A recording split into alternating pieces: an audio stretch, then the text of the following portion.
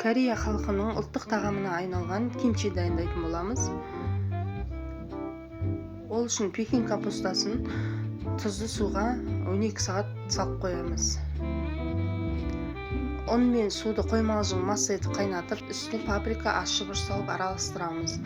Имбир, алма блендерден өткізіп, жаңа соустың үстіне құятын боламыз.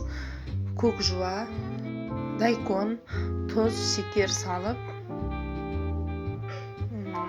рибный соус құйып, бір жуа, чеснок салып араластырамыз. Пекиннің әр қабатını ашып, осылай жағамыз. Кейін осылай орап, ыдысқа салып,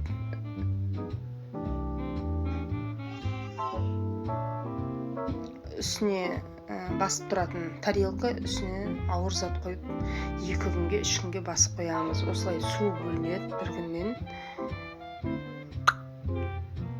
Кейін осылай турап, ыдысқа салып, холодильникке салып, кез келген тағамыңызға араластырып жей беруіңізге болады.